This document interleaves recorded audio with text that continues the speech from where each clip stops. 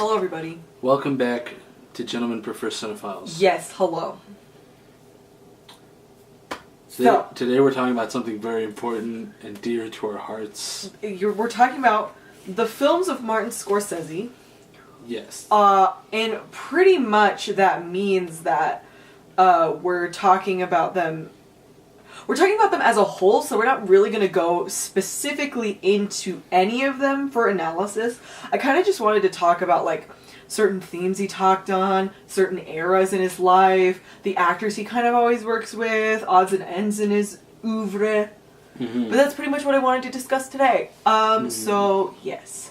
Here we are. Here we go. Oh my gosh. So, while you are talking about something, I'm going to look at some film news.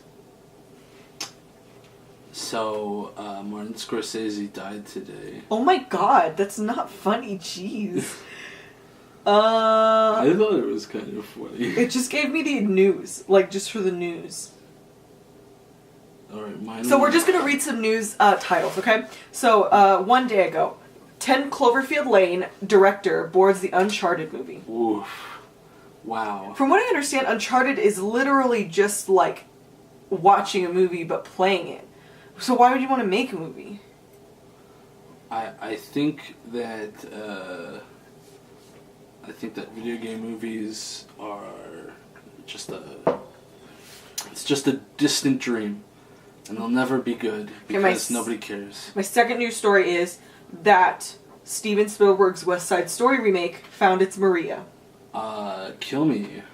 And then my final story is a segue because it's, I don't want to see here's a running list of Martin Scorsese's 800 plus favorite movies and TV shows. 800 plus? Yeah. Man, he's got so much time. He's an old man.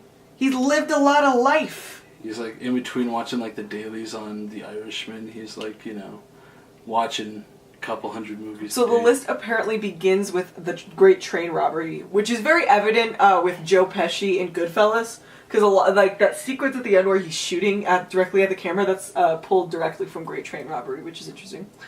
However, he put Black Klansman as the most recent addition to the list. That's interesting. Oh, I see.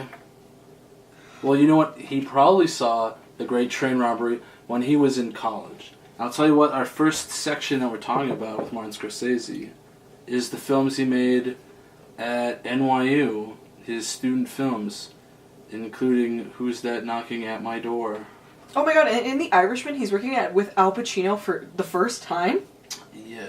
Oh my goodness. That is correct. That's crazy. Crazy. So, Erynn, what do you think about Who's That Knocking at My Door? So, let's go ahead and go through. Now, define Who's Knocking at My Door. So let's first, before we get into Who's Knocking at My Door, because that was Scorsese's first theatrical release, first, I'd like to discuss his student films. Mm-hmm.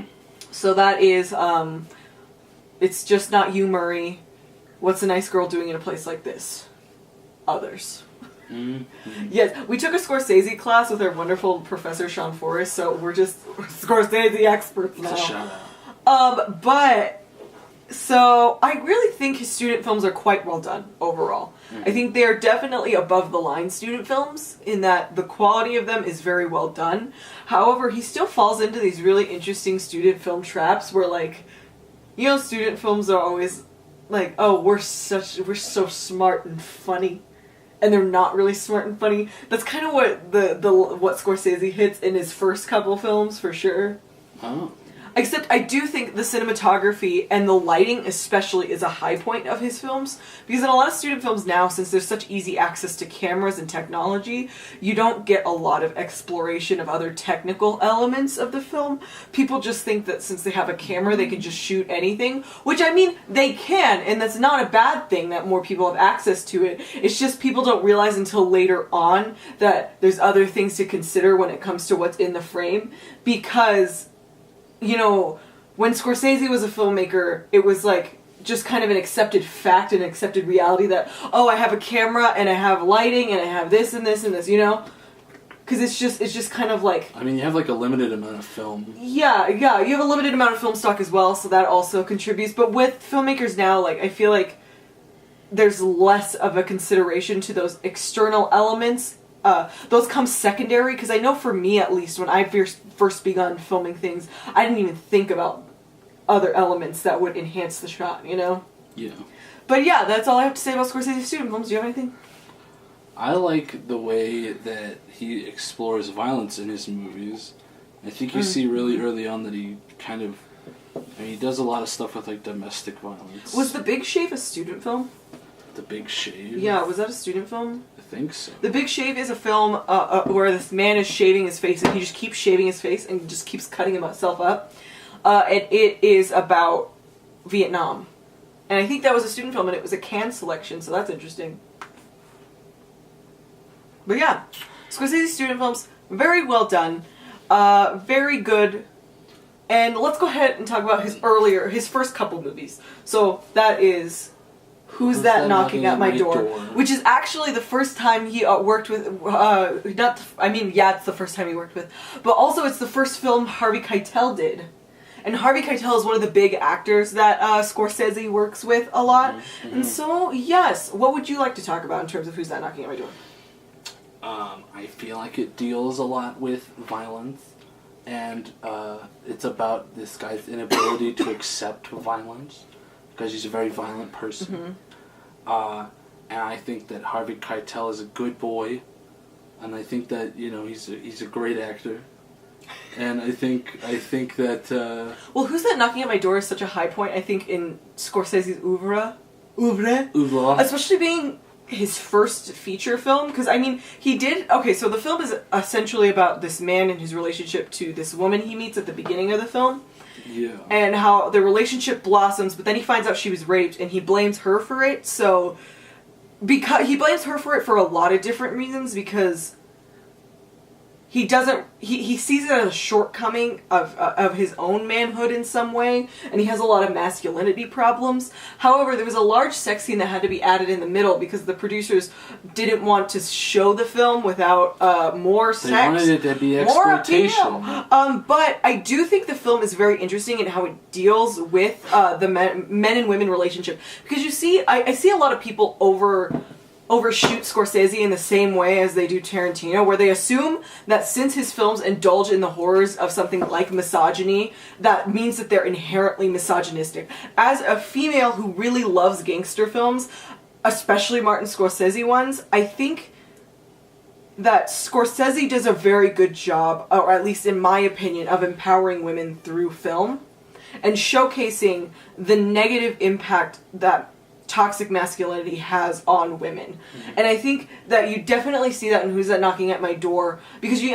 have this horrible, like, rape that happens in the film, and it's horrifying, and then you see this male character reacting so negatively to it because he's so caught up in these shortcomings of manhood, and it deals very strongly also in the idea, the Madonna horror complex, where he'll later explore that type of thing in, like, Taxi Driver and other films, but it's like a woman is either not experienced enough sexually or she's tainted in some way. So I think just beginning his film career discussing topics like that so strongly, I think is really interesting and really remarkable on his part.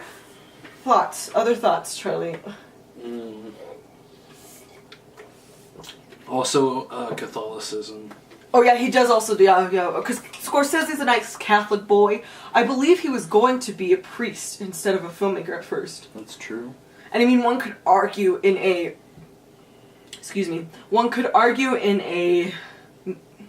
I guess, what is the term for it? In a, magical realist context, that he is a priest of the cinema. Oh. So then you have Big Bertha. Not Big Bertha. I'm so sorry. Boxcar Bertha. I used to get called that when I was in elementary school. Your name's not even Bertha. I know, it was a mean insult that children told me. I guess it's a complex apparently that I have that I don't know I have. Boxcar Bertha is the next Scorsese film. That's all I want to say. And I hated it. That's very strong language. I strongly disliked it. Yeah, a lot of people. You go ahead and talk about it because you like it a lot.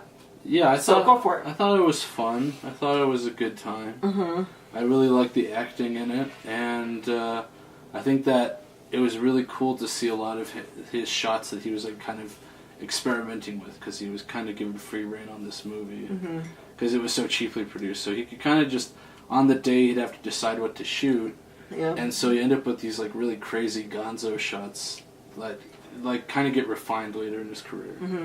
And you know, I just think that overall it was just a fun time. Yeah. And also it explored a lot of socialist and anti-racist themes, which I really liked. And it's really interesting too, because this is kind of when you see Scorsese's, you know, when we discussed earlier in the podcast, like how we wanted to discuss his career in kind of chunks, this is kind of the first breaking point after this movie where it kind of starts getting into like Scorsese segmented, I guess. But it's a really interesting Boxcar Bertha for his career as a whole, because we discussed this quite at length in class, but Scorsese was kind of at a crossroads here in his career, where, because Boxcar Bertha was also an exploitative film and it was exploitation. And he came to the conclusion, I suppose, through friends and himself, that he could either continue making exploitative films or he could like somehow break apart from that.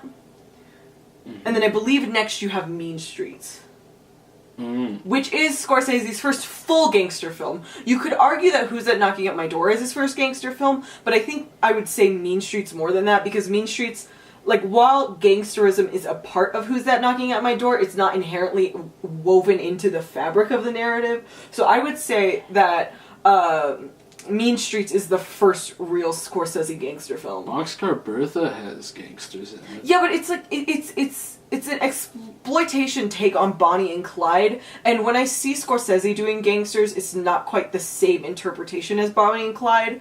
Like, I see the gangster genre split up into different parts, and Bonnie and Clyde is a completely different kind of gangster movie from something like mafioso gangster movies, which is what Mean Streets starts going into. Yeah, so that's, yeah. Now, as a whole, I think Scorsese is really important to the gangster genre, like, and it's explicitly clear that he's super important to the gangster genre. And out of all of the gangster films he's made, I would say my favorite personally is Casino, and Casino is one of my favorite films of all time, and it's so well done. Go. Your turn. What do you want to say? I feel like